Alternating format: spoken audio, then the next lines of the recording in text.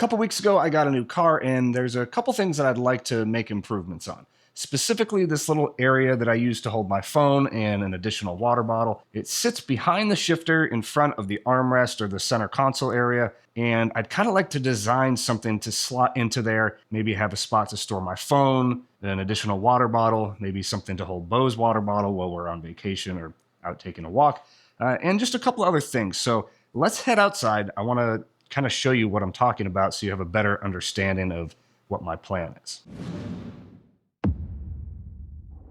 Okay, so this is the area that I'm talking about here. It's a nice area that I can use to put my phone in, can set it into place there. I have a charging cable that plugs into the USB port, and that's kind of just where I leave it during road trips. One thing that I'd like to do with this though is have a spot, an additional water bottle slot that I can use to put a water bottle for Bo. I also want to be able to fit kind of larger 32-ounce size water bottles in here. So we have to kind of play with this little space here. You can see if I put my phone in here, it's not quite as big as a 17 Pro Max, almost just as long though. But what I'm thinking is a slot right here to store the phone. Maybe the water bottle area will fit here, or maybe we can store the phone in the back there and still have an area for a water bottle, something like that. I'm not really quite sure at this point. What I need to do though is take a top-down photo of this, probably with this lifted up so we can capture the whole area. So we'll take a top-down photo of this, get some measurements of it, and then I can take it into Shaper 3D and start modeling out kind of my thoughts for this area. So using my phone here, you can see there's that little kind of icon in the middle of the screen there that shows when we are level above the surface. So I'm just gonna come in here, get it as level as I can, take a few photos. And I guess the other thing that I should probably do is get a tape measure, because we're gonna need some form of reference as to how large everything is. As far as the depth goes for the model, it looks like we're sitting somewhere around 4 inches over here, or about 101 millimeters. And then as we move over to this side, we're sitting closer to about 125 millimeters. So I think we're just gonna base it off of this side since that is the highest part, and our model should just be able to sit inside of it. The other thing we have to take into account is there's this pocket down at the bottom, this part down at the bottom there that we can't remove. So as far as the bottom of our model goes, it may either rest up on this lip here, or we'll have to put some sort of fillet on it so it can sit down inside of there. So the first thing that I need to do is take the photos that we took. I'm going to airdrop them over to the iPad where we have Shaper 3D pulled up. Should just take a minute or two. So you can see here now we've got our first photo and some of them with measurements. Now, in reality, we should only really need one measurement from this. And since this tape measure is a dual tape measure, we have both imperial and metric. So I can kind of get an idea of how wide this thing needs to be. We are going to test this first before we go and design everything to fit inside of it, but we should be able to pull this image into Shaper 3D now and scale it to the appropriate size. That way everything that we're looking at is accurate. So back inside of Shaper 3D, I can start off with a new project, and I'm going to first start by adding an image. So if we align ourselves with the top, I should be able to zoom in here. We are going to start a line from here to about here. And then what I want to do is actually make this line here 83 millimeters, which will extend it all the way out to the side there, which means we can now take our image, we can scale it, and I'm just going to drag this out basically until the spots that we measured, the 20 up to 103, are equal with this line here. So I'm going to draw the outline really quick here. We'll time lapse through that. We're going to build up an area that we can print out as a test piece. We will print it out, go see how it fits, and make any adjustments that we need to make for the overall size before we go and start modeling all of our pockets.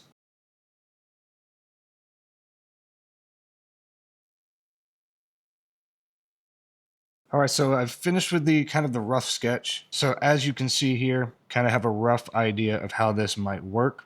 Now, because of the perspective of the image, this may only be sized to the top. So that is why we're going to print this out first in kind of a vase mode. So I've got pretty thin walls here, a thin bottom. We're going to print it at a pretty high layer height, so it shouldn't take too long, hopefully. And the only reason I've extended it so high is I don't want to drop the part inside of that little cup holder area and then not be able to get it back out. So it's actually going to extend up past the top surface there. Once we get the actual size and dimensions of this thing, then we can go about scaling it to the correct height.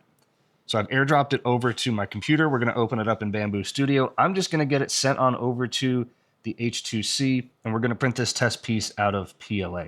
For the final version, we are going to use ABS. So we've got our 3MF file imported into Bambu Studio right out of Shaper 3D. I'm going to take this and orient it a little bit differently. We're going to rotate it 90 degrees. And I am also going to come into here and tell it we want to print this in vase mode. So because of the way that I have this set up to print, it should only take about 52 minutes to get this whole thing done.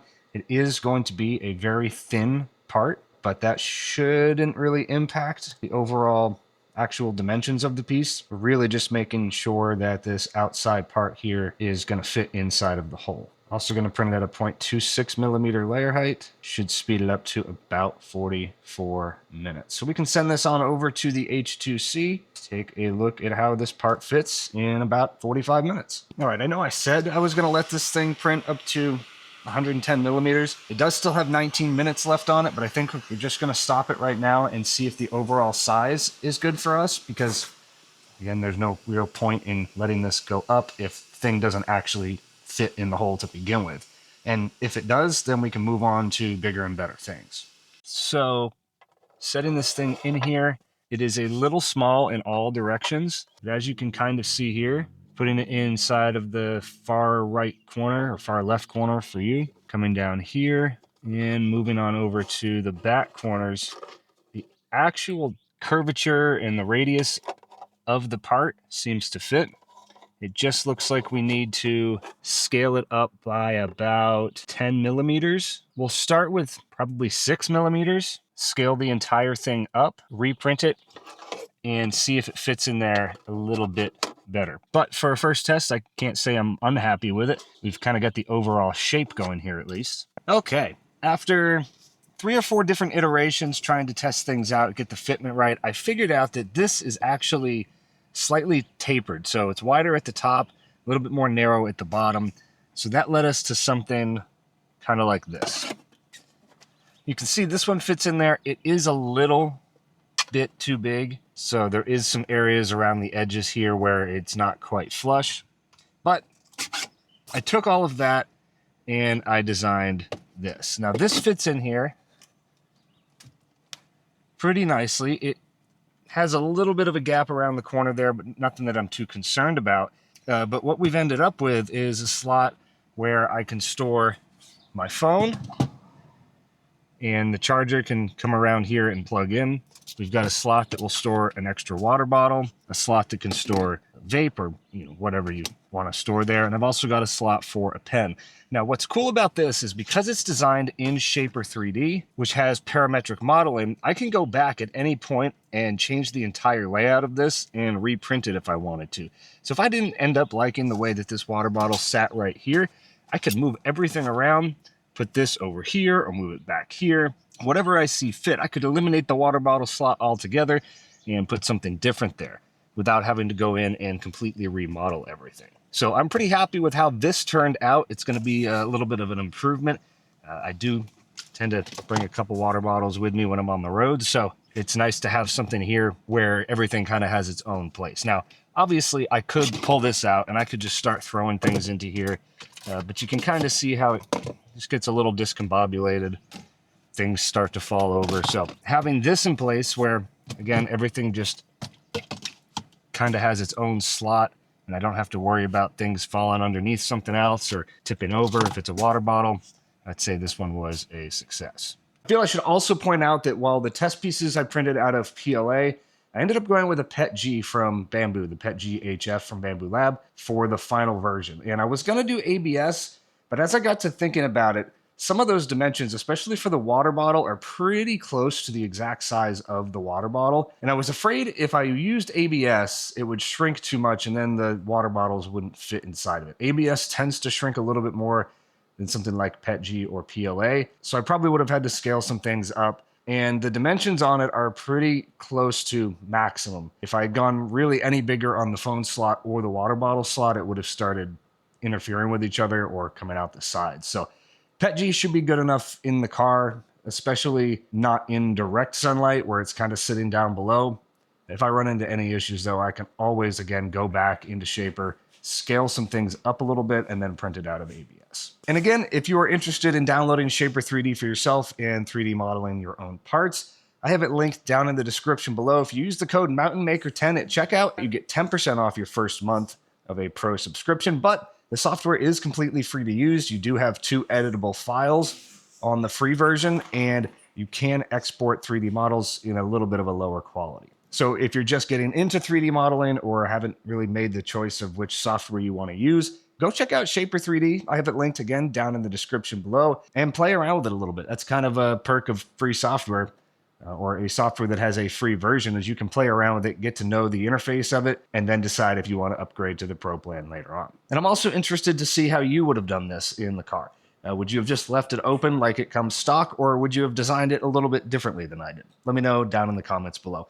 If you enjoyed this video, be sure to give it a thumbs up and hit the subscribe button if you don't want to miss out on the next video. I will see you all in the next one. Take care.